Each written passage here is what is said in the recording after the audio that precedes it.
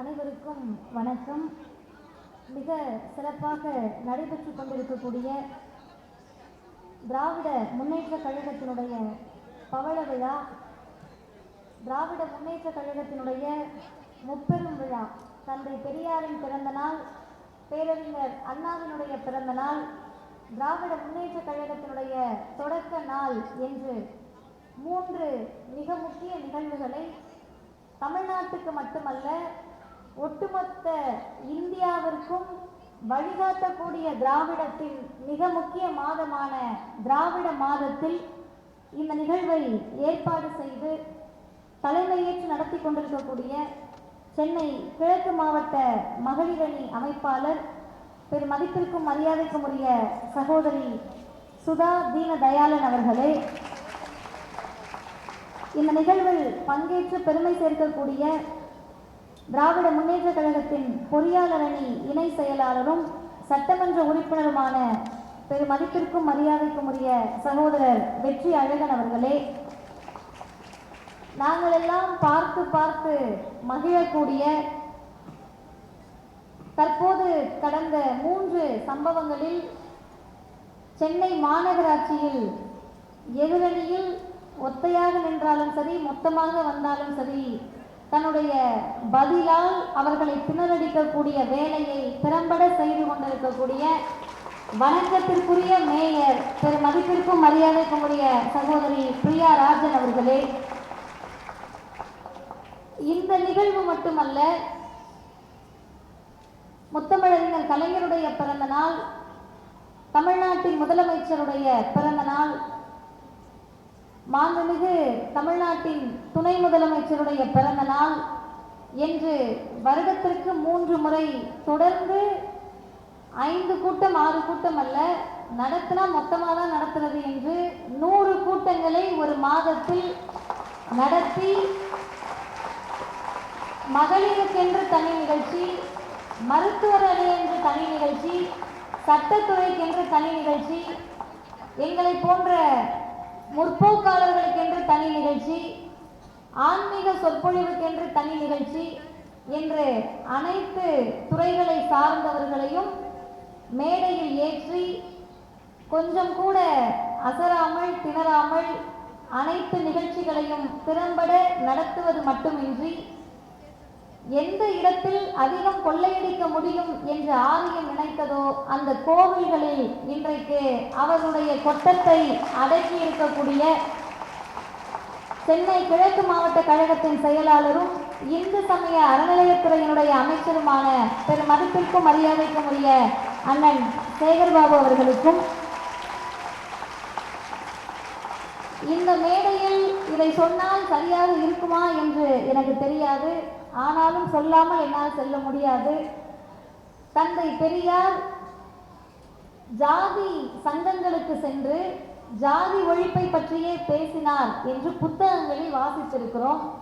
ஆனால் இன்றைக்கு அதே ஜாதி சங்க கூட்டத்திற்கு சென்று மனிதர்களுக்கு அடையாளம் அறிவுதானே தவிர ஜாதி கிடையாது என்பதை முழங்கக்கூடிய ஆற்றல் பெற்று நாடாளுமன்றத்திலும் மக்கள் மன்றத்திலும் மகளிரின் குரலாய் என்னாலும் ஒலிக்கக்கூடிய திராவிட முன்னேற்ற கழகத்தின் துணை பொதுச் செயலாளரும் நாடாளுமன்ற உறுப்பினருமான பெருமதிப்பிற்கும் மரியாதைக்கும் உரிய சகோதரி அக்கா கனிமொழி அவர்களுக்கும், இந்த நிகழ்வில் பங்கேற்றிருக்கக்கூடிய என்னோடு வருகை தந்திருக்கக்கூடிய திராவிடர் கழகத்தின் மாவட்ட செயலாளர் ஐயா அன்புச்செல்வன் அவர்கள் உள்ளிட்ட அனைத்து மகளிரணி தோழர்களுக்கும், இந்த நிகழ்வை சிறப்பாக ஏற்பாடு செய்திருக்கக்கூடிய அனைவருக்கும் நான் சார்ந்திருக்கக்கூடிய திராவிடர் கழகத்தின் சார்பிலே அன்பு வணக்கம்.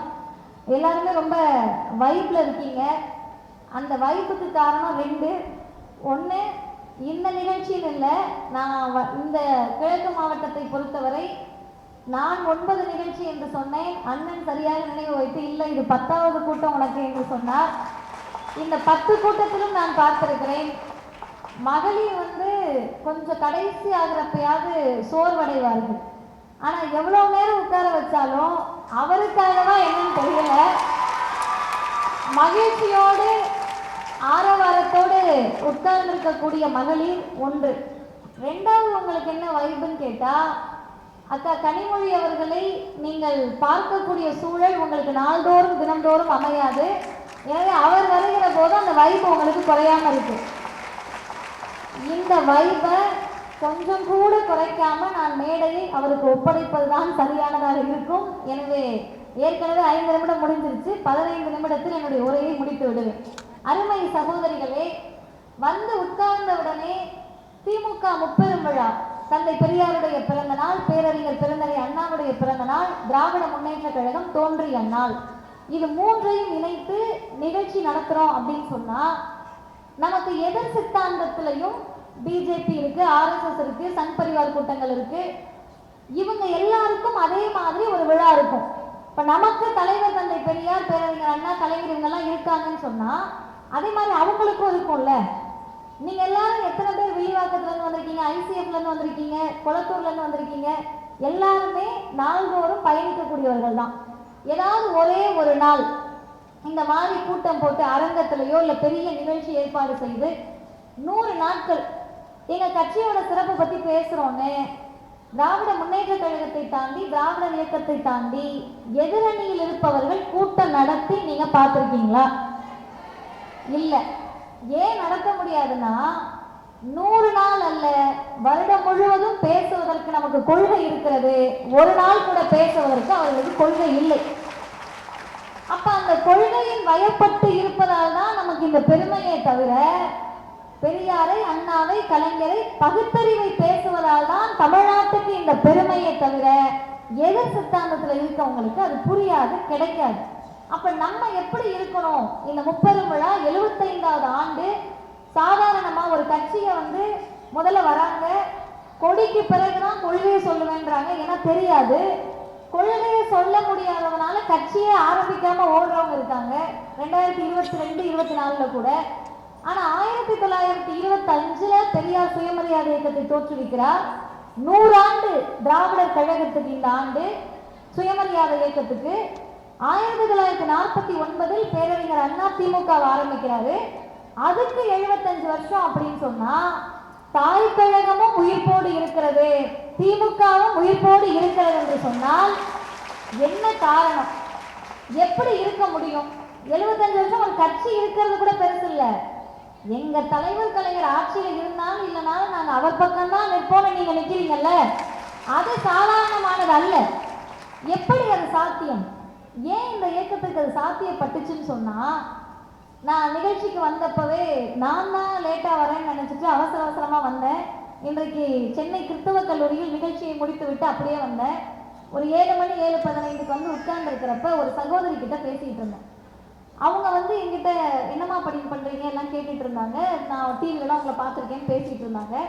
பேசிக்கிட்டு இருக்கப்ப அவங்க சொன்ன 2 செய்தி எனக்கு ஆச்சரியப்படுத்தி, இதுதான் இந்த கட்சியும் இந்த இயக்கமும் நிற்பதற்கு காரணம் என்பதை நான் தனிப்பட்ட முறையில் உணர்ந்தேன். அவங்க என்ன சொன்னாங்கன்னா, அவங்க பிஎல் முடிச்சிருக்காங்க, அதுவே எனக்கு அதிர்ச்சி. அவங்க வழக்கறிஞர், ஆனால் அவங்க பயிற்சி பெறல, பதிவு பண்ணியிருக்காங்க. அவங்க அக்கா தங்கச்சி எல்லாம் டாக்டர், டென்டிஸ்ட், ஆண் சகோதரர்கள் எல்லாம் இன்ஜினியர். 6 பெண் பிள்ளைகள், ஒரு ஆண் பிள்ளை. எப்படி நினைச்சு பாருங்க, 6 பேர் பொண்ணு, 5 பேர் பொம்பளை பிள்ளைய பெற்றாலே ஆண்டி ஆயிடுவாங்கன்னு சும்மா சொல்லி வச்சிருக்காங்க. ஆனா இப்ப என்னன்னு கேட்டா 5 இல்ல 10 பொம்பளை பிள்ளை உங்க வீட்டுல இருந்தாலும் புதுமை பெண் திட்டம் தரோம், கலைஞர் மகளிர் உரிமை தொகை தரோம், எல்லாம் தரோன்னு சொல்லக்கூடிய நிலைமைக்கு நம்ம வந்துட்டோம். ஆனா அன்றைக்கு நிலைமை அப்படி இல்லை. 60 வருஷம் 70 வருஷத்துக்கு முன்னாடி. சரி, இவ்வளவுதான் சொல்றீங்களே, உங்க அப்பா என்ன வேலை பார்த்தாருன்னு கேட்டா எங்க அப்பா டெய்லர் அப்படின்னாங்க. தந்தை சாதாரண தையல்காரர், 6 பெண் பிள்ளைகளையும் நன்றாக படிக்க வைத்திருக்கிறார், ஆண் பிள்ளையையும் படிக்க வைத்திருக்கிறார், வெளிநாடுகளுக்கெல்லாம் பயணம் செய்கிறார்கள். அதையெல்லாம் விட மகிழ்ச்சி, அவர் தன்னுடைய 23 வயதிலேயே மாமன்ற உறுப்பினராக மாறிய சகோதரி தாவூத் அவர்களை பற்றி தான் நான் சொல்லிக் கொண்டிருக்கிறேன். இது என்ன, எப்படி நடக்கும்? பீகார்ல, குஜராத்ல, உத்தரப்பிரதேசத்துல போய் நீங்க தான் கேட்க முடியுமா? வட இந்தியாவில் போய் நீங்க உட்காந்துக்கிட்டு யார் பக்கத்துலயே உட்காந்து, அக்கா உங்க வீட்டுல எத்தனை பேரு? எங்க வீட்டுல 6 பொம்பளை பிள்ளை. என்னக்கா பண்றாங்க? எப்படிமா 6 பொம்பளை பிள்ளைய பிஜேபி கவர்மெண்ட் நடக்கிற ஊர்ல படிக்க வைக்க முடியும்? சாப்பாட்டுக்கே வழி இருக்காது, எப்படி நாங்க படிக்க வைக்கிறது? அப்படி எத்தனை கேள்வி வரும். இப்ப நான் அவங்க கிட்ட கேட்டேன், எப்படி இதெல்லாம் தமிழ்நாட்டில் தானே இது நடக்கும் அப்படின்னு. அதுக்கு அவங்க டக்குன்னு பதில் சொல்றாங்க, எங்க அப்பா கட்சிக்காரு, நாங்க அப்ப இருந்தே திமுக காரங்க அப்படின்னு சொல்றாங்க. இந்த உணர்வுக்கு அடிப்படை காரணம் என்ன அப்படின்னு சொன்னா, நலத்திட்ட உதவிகளோ உங்களோடு வந்து அமைச்சர் பேசுவதோ நிற்பதோ இதெல்லாம் இல்லை, இதெல்லாம் ரெண்டாவது. முதல் விஷயம் என்னன்னா, பெண்களுக்காக ஒரு இயக்கத்தில் இடம் இருக்கிறது, பாதுகாப்பு இருக்கிறது, தன்னம்பிக்கை இருக்கிறதுன்னு சொன்னது திராவிடர் இயக்கம் தான். நீங்க வாங்க உங்களை சேர்த்து முன்னேறலாம் என்று சொன்ன இயக்கம் இது. அதற்கு வரலாற்று நிறைய குறிப்புகள் இருக்கு. ஆனா குறிப்பாக அண்ணாவை பொறுத்தவரை எந்த இடத்தில் அண்ணாவை நாம் அண்ணாந்து பார்க்கணும்னு சொன்னா, கட்சிக்கு எல்லாரும் ஆள் கூப்பிடுவாங்க, இயக்கத்துக்கு ஆள் கூப்பிடுவாங்க. பேரறிஞர் அண்ணா இயக்கத்திற்கும் கட்சிக்கும் ஆட்களை எப்படி கூப்பிடுறாருன்னு சொன்னா, தோழர்களே வாங்கன்னு கூப்பிடல, தம்பிகளே வாங்கன்னு கூப்பிடல. அண்ணா எழுதிய கட்டுரைகள் தான் தம்பிக்கு. ஆனால் அண்ணா எப்படி கூப்பிடுறாருன்னா, வீரர்கள் தேவை, கடமையாற்றும் வீரர்கள் தேவை என்று பேரறிஞர் அண்ணா கூப்பிடுறாரு. அதுக்கு அடுத்து ரொம்ப ரொம்ப முக்கியமானது, அஞ்சா நெஞ்சம், ஆரியத்திற்கு அடிபணியாத வீரர்கள் தேவை என்று பேரறிஞர் அண்ணா திராவிடர்களை பார்த்து அழைக்கிறார். இந்த இரண்டு இடத்திலையுமே 2 வருடம் தான் அண்ணா ஆட்சியில் இருந்தார். 2 வருஷத்துல முடிச்சுட்டு போகிறப்ப அண்ணா அவங்க சொல்லிட்டு போனாரு, நான் இது யார் வேணா இன்னும் ஆட்சிக்கு வந்துக்கலாம், ஏன்னா அரசியல் என்பது எப்ப என்ன நடக்கும்னு தெரியாது.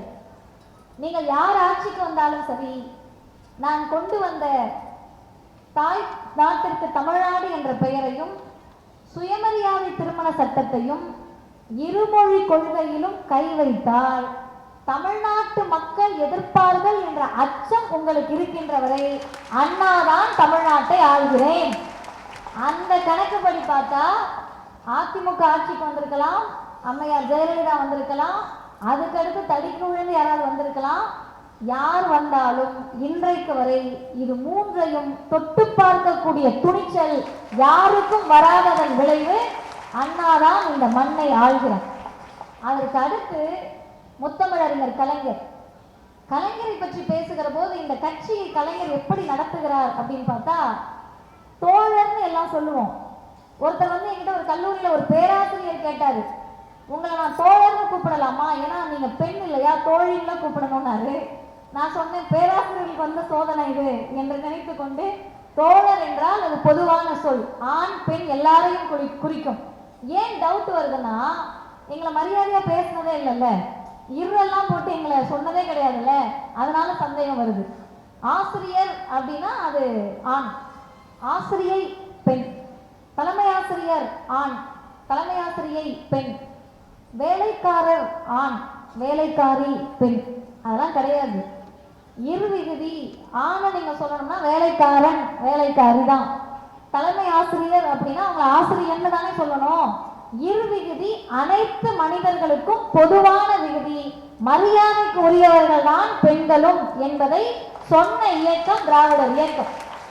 ஐயா பெரியார் என்ன பண்றாருன்னா, பொது உடைமை இயக்கத்தினுடைய ரஷ்யா அந்த நாடுகள் எல்லாம் தோழர் என்ற அந்த காம்ரேட் என்ற வார்த்தையை இங்கே அறிமுகப்படுத்தி தோழர் என்ன எல்லாத்தையும் கூப்பிடணுன்றார். அதுக்கடுத்து அண்ணா இன்னும் கொள்கை உறவோடு உங்களை நெருங்குவதற்காக, உங்களோடு நெருங்குவதற்காக தம்பி, என்னுடைய கூட பிறந்த சகோதரன் நீ அப்படின்னு சொல்றாரு. அதுக்கடுத்து கலைஞர் வராரு. எப்பவுமே அப்பா அம்மாவை விட குழந்தைகள் கொஞ்சம் வேகமா இருக்கும், அது இயல்பு. அப்பா அம்மாவுக்கு இன்னைக்கு வரைக்குமே இந்த ஜெனரேஷன்ல கூட உங்களுக்கு தெரியாததை உங்கள் பிள்ளைகள் எங்களிடம் வந்து கற்றுக்கொள்வீர்கள். அப்ப கலைஞர் என்ன பண்றாருன்னா, ஐயா தோழன்றாரு, அண்ணா தம்பின்றாரு. சமூகத்தை பார்க்கிறார், எல்லா இடத்துலையும் ஜாதி இருக்கு, நீ மேல நீ கீழேன்றாங்க, பக்கத்துல உட்கார்ந்தாலுமே ஒயிட் கிராஸ் இருக்கா இல்லாம இருக்கா, நீயா நானான்னு பாக்குறாங்க. இப்ப நம்ம தான் இதை மாற்றணும்னு சொன்னா, செயலில் மாற்றுவதற்கு முன்னால் சொல்லில் மாற்ற வேண்டும் என்று சொல்லி, மேல் பிறப்பு கீழ்பிறப்பு ஒண்ணு கிடையாது, நாம் அனைவரும் உடன்பிறப்பு என்று ஜாதிய ஆதிக்கத்தை ஒழித்து சொற்களை கலைஞர் அறிமுகப்படுத்துகிறார். அதனுடைய விளைவுதான் இங்க இருக்கக்கூடிய பெண்கள் உடன்பிறப்புல பாலின பேதம் இல்லை, உடன்பிறப்பே அப்படின்னு சொன்னா பெண்களும் தான் அதில் அடங்குவார்கள். அப்ப ஜாதியை ஒழித்தது மட்டுமல்ல, பாலின பேதத்தையும் ஒழித்த சொல் உடன்பிறப்பே என்பது. அந்த பிணைப்பு தான் இந்த கட்சியை இத்தனை ஆண்டு காலமாக அப்படியே வைத்திருக்கிறது.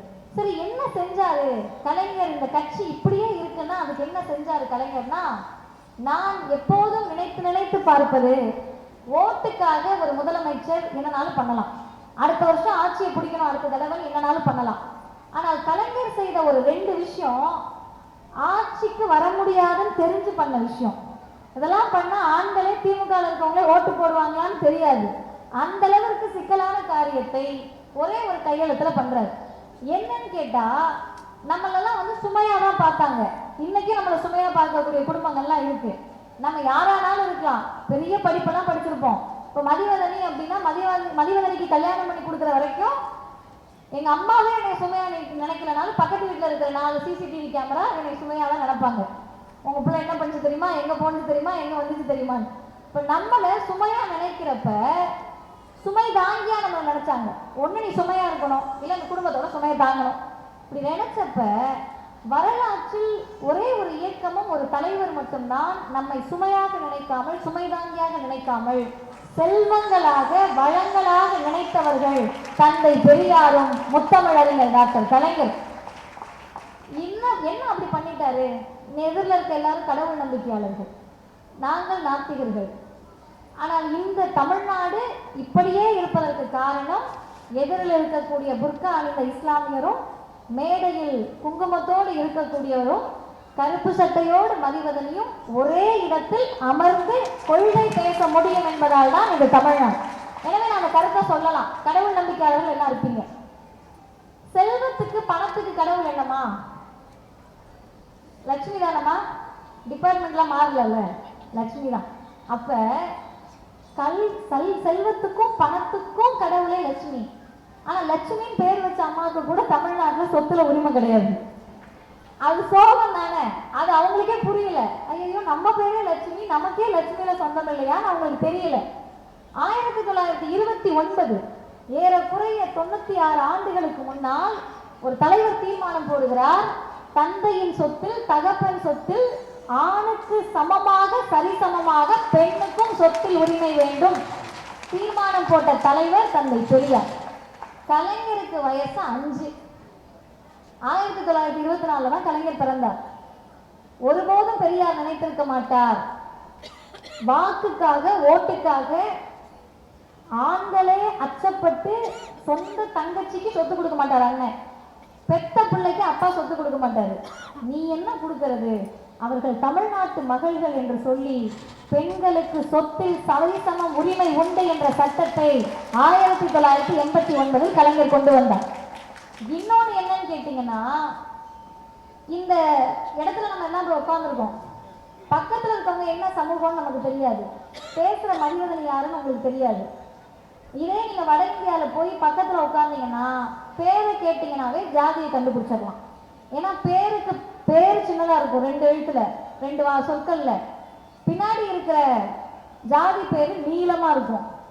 நமக்கு பேரு சின்னதா இருக்கும், படித்த பட்டம் வரிசை கட்டி இருக்கும்.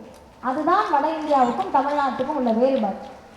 அப்ப பெரியார் சொல்றாரு, டக்கு டக்குன்னு அழகா குளிச்சுக்கிறீங்க, முழுகிக்கிறீங்க, நெத்திலெல்லாம் பட்டையை போட்டுட்டு டக்குன்னு கோவிலுக்கு வேகமா போறீங்க, போயிட்டு கோவிலுக்குள்ள தானே போனோம், எதுக்கு டக்குன்னு வெளியே நின்னுற அப்படின்னு பெரியார் கேட்கிறார். கிளம்பி போறது கோவிலுக்கு தானே, ஏன் உள்ள போக மாட்டார்?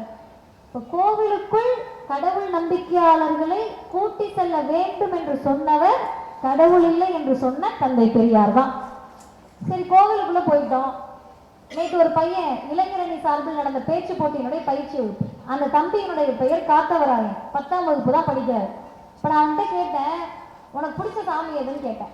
காத்தவராயன் தான் பிடிக்கும்னாரு. காத்தவராயன் தான் பிடிக்குமா, நான் என்ன காரணம்னு சொல்லட்டாங்க. சொல்லுங்க பார்ப்போம் அப்படின்னா, உங்க காத்தவராயனை எனக்கு ரொம்ப கஷ்டமா இருந்தா போய் கட்டி பிடிச்சி கூட அழுகலாம்ல. ஆமா அப்படின்னா. கண்ணத்தை கூட கிள்ளலாம்ல. ஆமான்னா. காத்தவராயனுக்கு பிடிச்சதெல்லாம் சமைச்சு கொடுத்து நீயும் அங்கேயே போய் உட்காந்து சாப்பிடலாம்ல. ஆமான்னா. காத்தவராயன்ட்டையும் உங்க ஊர் முனியானிட்டையும் உங்க ஊர்ல இருக்கக்கூடிய மாரியம்மன்ட்டையும் பக்கத்துல போக முடியும். பெரிய பெரிய ஆலயங்களில் கோவில்களில் உங்களுக்கு பிடித்த கடவுளே இருந்தாலும் பக்கத்துல போக முடியாது என்று இருந்த நிலையை மாற்றி கடவுள் நம்பிக்கையாளர்கள், ஜாதியின் மீது நம்பிக்கை வைத்திருக்கக்கூடியவர்கள் எனக்கு ஓட்டே போடலனாலும் சரி, மனிதர்களின் சுயமரியாதை தான் முக்கியம் என்று அனைத்து ஜாதியினரும் அர்ச்சகராக வேண்டும் என்று சட்டத்தை போட்ட தலைவர் முத்தமிழறிஞர் டாக்டர் கலைஞர்.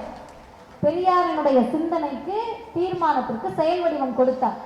சரி, முடிஞ்சு போச்சுல்ல, பெரியார், அண்ணா, கலைஞர் அதோட முடிஞ்சிருச்சுல்ல, இனி யார் வரப்போறா அப்படின்றது தானே படத்தோட கிளைமேக்ஸ்.